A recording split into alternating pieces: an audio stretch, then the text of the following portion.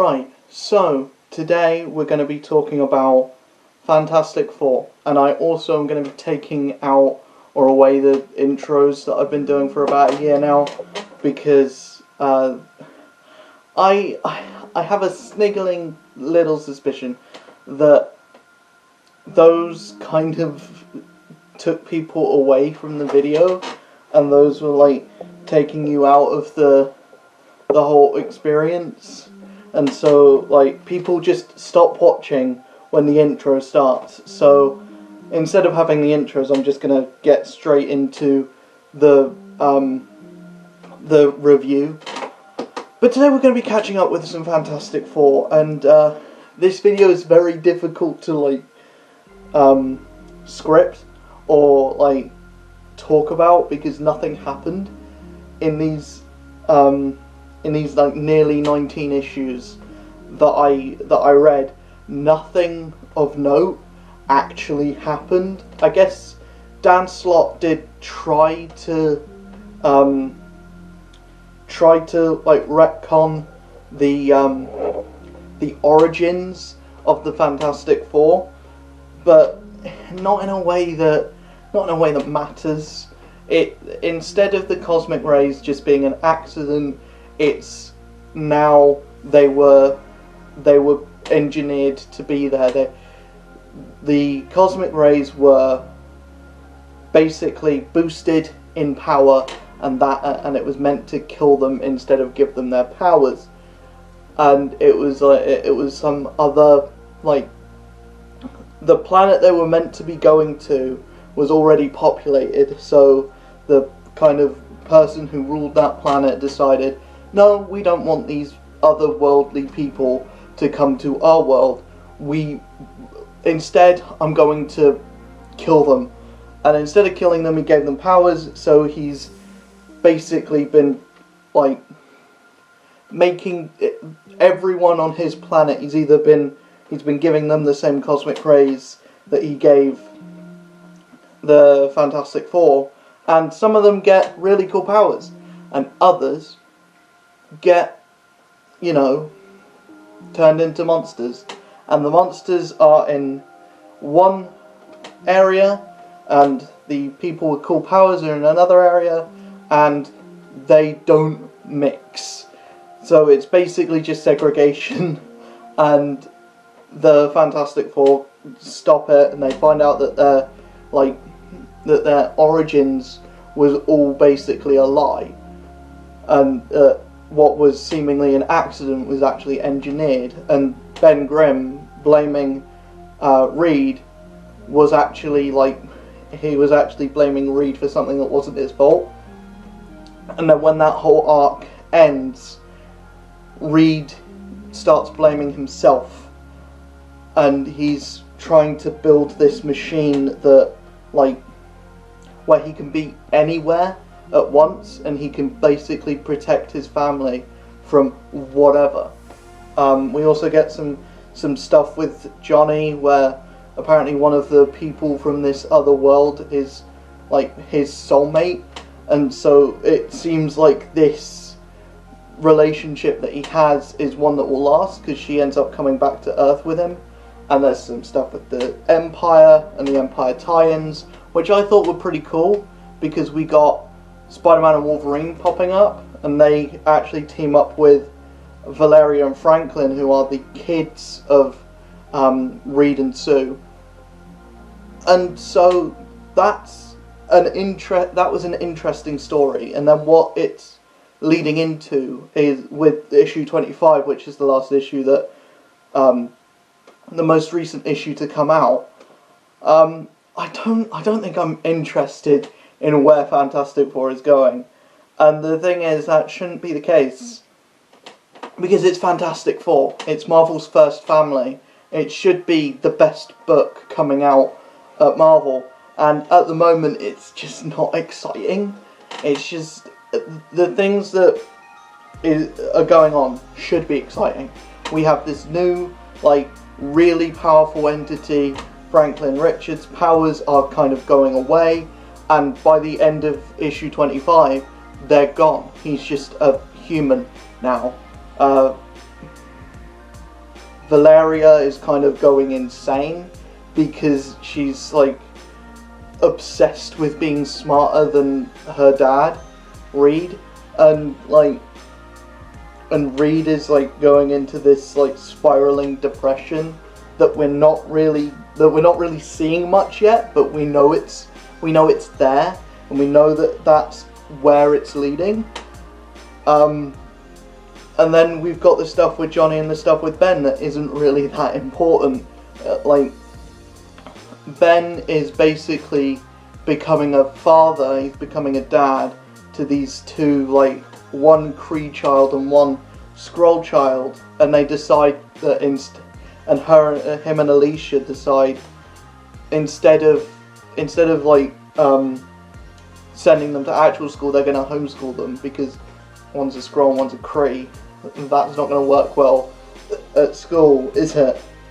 Like, they're going to end up murdering everyone. So that's kind of interesting, but it's more for like comic relief. It's not really like an interesting plot point that's like happening in the actual pages of the book, and I don't think it's leading anywhere that interesting at all. The stuff with Human Torch kind of is interesting because it's him basically coming to terms with the fact that everyone around him is moving on with his life, and he's still in the exact same position that he was when he left, when the Fantastic Four was formed. He's still single, he's still like acting like a child, and he hasn't yet to settle down, but he's going to try with this Sky Woman from the other planet that's apparently his soulmate, and that I think is the most interesting part of this book. It's not an interesting thing at all, but it's the most interesting thing about this book, and that's not saying a lot because nothing else is going on. Like, there's some kind of interesting stuff with Doctor Doom, a little bit, not really. Like, he's just there. There's this other character called Victorious, who isn't really a character. They're just, oh, Doctor Doom, what can I do for you? What can I do for you, Daddy Doom? And it's not really that interesting of a like relationship that they have. It's not like a Joker and Harley Quinn thing where this woman is obsessed with Doctor Doom to the point where she will literally die for him. It's more of a fact of this guy's just being nice to me. This guy's just being nice to me, and this family, this group of people just want to fuck him over. Just from her point of view, it's this group of people that are just constantly warring with this guy who has shown her nothing but kindness. And even though, and that is kind of the whole, like, that's kind of an interesting story if it was written better. The biggest problem with this is that it's interesting plot points that are being brought up, but the writing is terrible. And the thing is, I should have known going into it that the writing would be terrible, because I have yet to read a Dan Slott book where the writing has been good since She-Hulk. And he wrote She-Hulk decades ago. He wrote She-Hulk in the noughties, and we're now in the 2020, and it's now 2020. He hasn't written a good book since he started on Spider-Man 10 years ago, or 12 years ago. This is like the closest thing to a decent book he's had, because his Spider-Man was god-awful, and now his Fantastic Four is just tolerable. And the biggest flaw that this book has is it's boring. It's boring without a shadow of a doubt, and there is no focus on the Fantastic Four. It's either about the kids, or it's about a different character that's not even like a member of the Fantastic Four. Like, they have a whole issue devoted to Valeria and Franklin having a driving test. What? And that's another thing. I hate one and done issues. I hate issues where it's just, right, here's the story, it's in this one issue, and it doesn't branch out to any others, and it doesn't mean anything. I hate that. I hate the whole, like, non-continuity thing, and that's what Dan Slott's doing in this book. He's having one and done issues, and I hate it. I don't like it at all. Can we stop? Please. Just have, like, an arc. Because, you know, an arc. Because that's how comics work. It's not a TV show. It's not meant to be episodic. It's meant to be, like, serialized fiction. Can we have it serialized, please? But anyway, that's enough of me ranting about Fantastic Four. What do I like about this book? The artwork. The artwork I love. I love the covers. I love, like, the actual artwork inside the book as well. I think it's beautiful looking.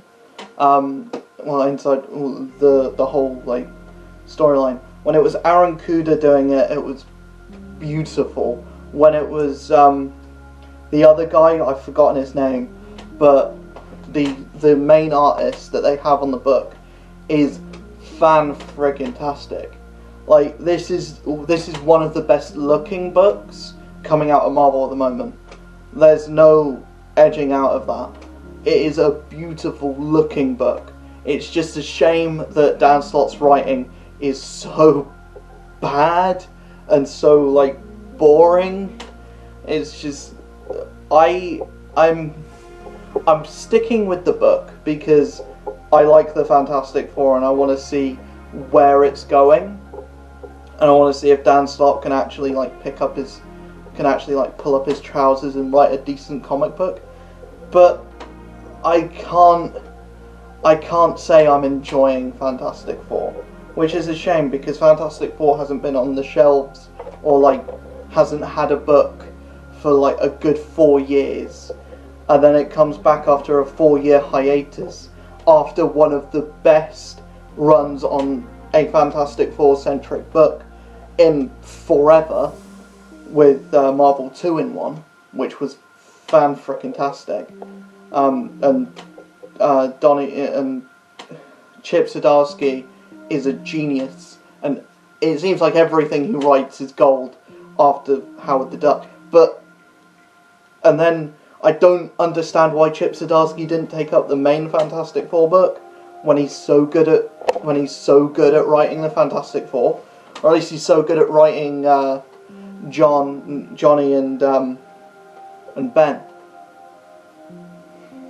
But unfortunately, we've got to stick with the Fantastic Four book we've got, and the biggest sin of this book is that I don't think Dan Slott cares about the Fantastic Four. I don't think he knows the Fantastic Four. Like, I don't think he gets the characters that he's writing. It seems like most of the book is, like, clean up after his Spider-Man run. Like, there's so many references to his Spider-Man run in this that it's honestly quite embarrassing to read. But anyway, that is Fantastic Four all caught up with. Dan Slott is doing a terrible job with it. He's not writing a good comic book. He's writing a very bad comic book with some very pretty pictures. But anyways, I'll see you guys in the next video. If you enjoyed this one, please do check out my Twitter, my Twitch, my Instagram, all that stuff. Subscribe, hit that notification bell. I'll see you guys in the next video. Peace.